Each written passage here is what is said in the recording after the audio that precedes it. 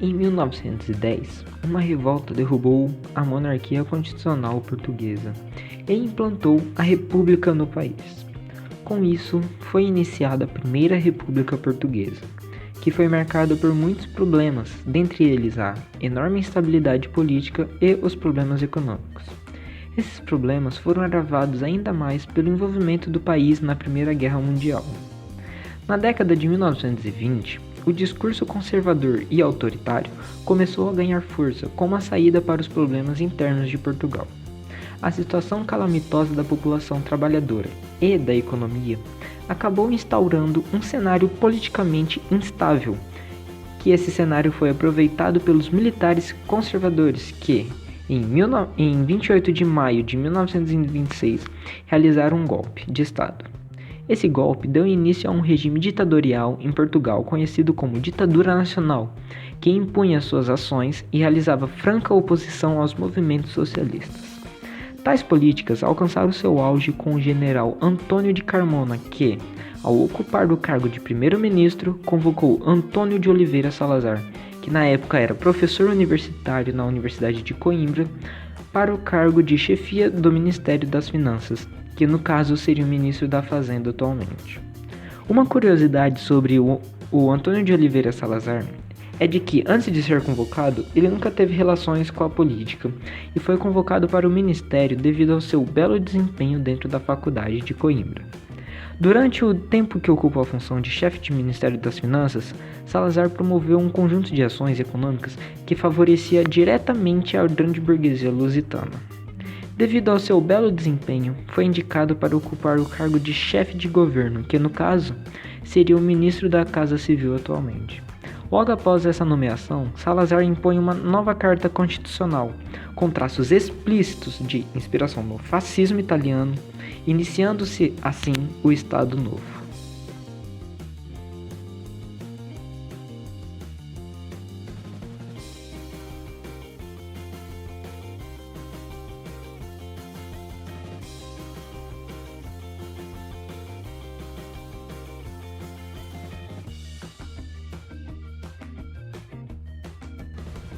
Inspirado no fascismo italiano, o regime salazarista era totalitário, com poder executivo e legislativo centralizado nas mãos do chefe do Conselho de Ministros, Salazar, o qual impôs a censura, reprimindo qualquer tipo de crítica ao seu governo, além de negar o direito a greves e perseguir partidos opositores, havendo também uma aproximação do Estado Novo com a Igreja Católica.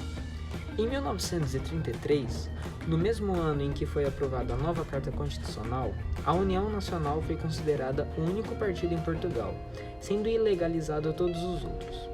No Estado Novo, o presidente da República era eleito por 7 anos. No entanto, este não tinha nenhum poder, já que estava sempre concentrado nas mãos de Salazar, ou seja, o chefe de governo. Para manter seu governo, Salazar criou organismos de defesa do Estado.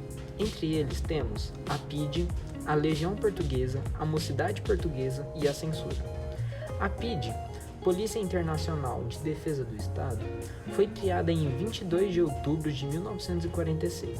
Era uma polícia política que teve como principal função a repressão de qualquer forma de oposição ao Estado Novo. A Legião Portuguesa foi uma organização paramilitar criada em 1936, era conhecida como o Grupo Paramilitar dos Camisas Castanhas e foi fundamental na sua subida ao poder em 1933 pelo partido de Salazar, o Partido Único. A Mocidade Portuguesa foi fundada em 1936 e idealizada de acordo com os princípios nazistas e fascistas.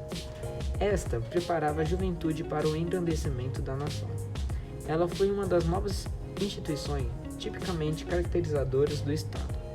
A censura era um serviço prévio às publicações periódicas, na rádio, na televisão, proibindo críticas ao governo, protegendo permanentemente a doutrina e ideologia do Estado Novo e defendendo a moral e os bons costumes.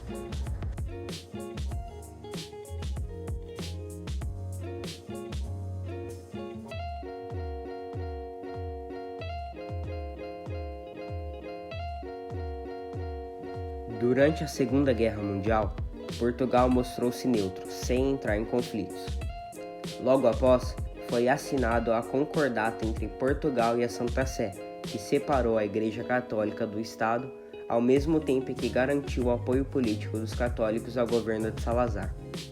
Em 1949, Portugal se aliou aos Estados Unidos e entrou na OTAN, Organização do Tratado Atlântico Norte, confirmando assim seu caráter anticomunista que havia sido imposto por Salazar desde 1933. No ano de 1958, o direito ao voto foi abolido, e na época, Portugal era uma nação atrasada em relação a outros países da Europa. Para agravar ainda mais a situação do regime, na década de 60, a ONU e alguns países ocidentais começaram a pressionar para que Salazar desse liberdade às colônias de Portugal e desocupasse seus territórios. No entanto, Salazar negou tal pedido, o que deu início a guerras entre Portugal e suas colônias, como Angola, Cabo Verde, Guiné, São Tomé e Príncipe, Timor-Leste e Moçambique. Após 35 anos de Salazar no poder, em 1968 ele foi afastado do governo por motivos de saúde, sendo substituído por Marcelo Caetano. 2 anos depois, com a morte de Antônio de Oliveira Salazar, movimentos liberais tomaram conta do cenário português.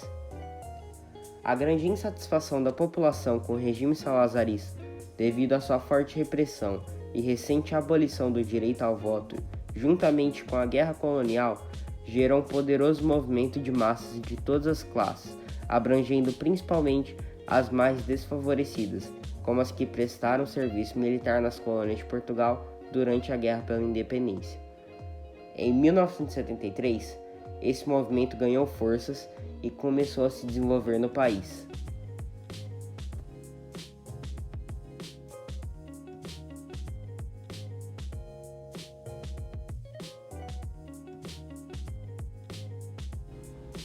O caminho na busca de acabar com o regime pode ser dividido em 4 etapas.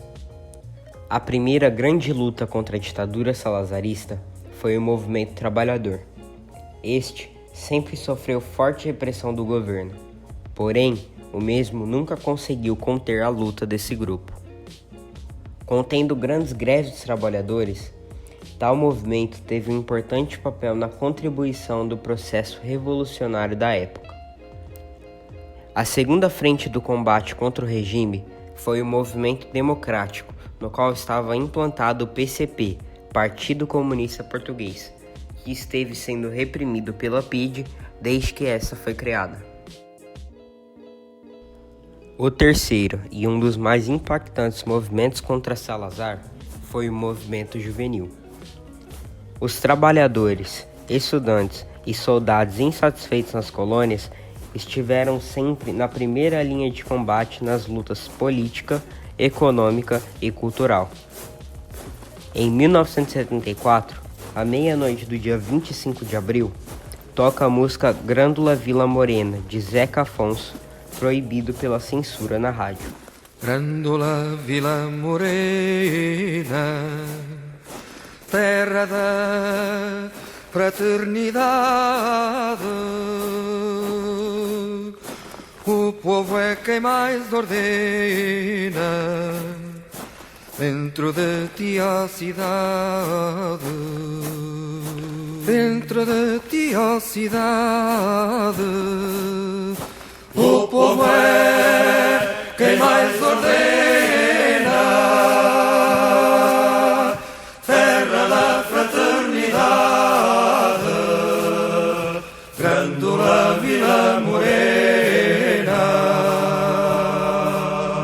Tal ação foi a senha estabelecida para o avanço da ala descontente do exército, chamada Capitães de Abril, que, de maneira pacífica, sem disparar praticamente um tiro e com apenas 4 mortos, dominou as ruas de Lisboa a fim de acabar de uma vez por todas com o regime. No mesmo dia, devido à forte pressão exercida por esse grupo de militares, Marcelo Caetano renunciou. Para comemorar a vitória na luta contra uma ditadura repressora que durou 41 anos, a população foi às ruas e distribuiu cravos, a flor nacional, aos soldados em forma de agradecimento, os quais colocaram na ponta de seus fuzis.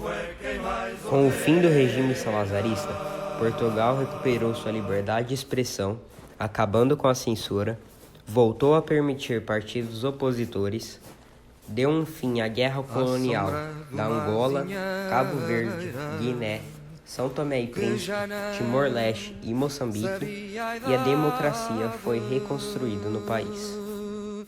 Jurei ter por companheira Grandola tua vontade, Grandola tua vontade. Jurei ter por companheira a sombra do mar.